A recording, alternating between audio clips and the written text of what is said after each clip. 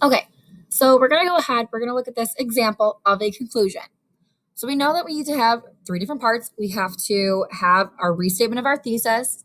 We have to have the so what, and then we want to leave our readers with those lingering thoughts. Okay. So we have our transition word in conclusion. You guys will use something else. It's a little bit more advanced than this. There are many themes you could live by, but one significant one is not to conform to other people's actions or thoughts.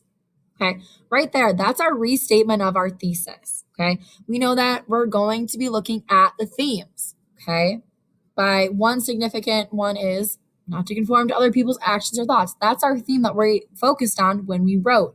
Okay, then we went ahead and we said these themes are found in short stories like The Open Window and Horton Hears a Who by the authors Saki and Dr. Seuss. Okay, again, you're continuing on with restating your thesis. It's okay if it's more than one sentence, but you want to try and have that one.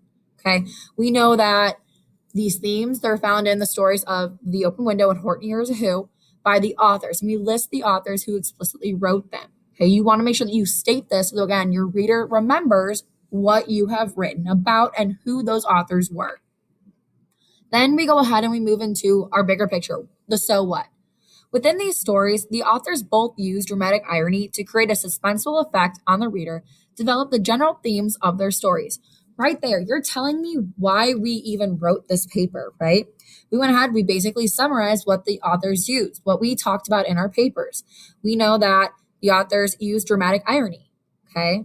We know that with this and what we analyzed, they went ahead and we talked about how they developed the general themes for these stories and the author's purposes behind this. So again, the bigger picture, the so what, why did we even write this?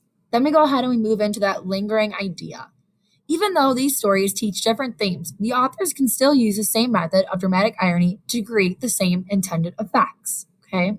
So we know that if the authors use these different techniques, they're still using them to create the same effects. Okay, those are our lingering thoughts. And that's one easy way to go ahead and write your conclusion. Now, you could also go ahead and make this little chart at your bottom, restate your thesis. From here, copy and paste what your original thesis was, and then find a different way to say it. Use synonyms if you need. Think about what the actual purpose was.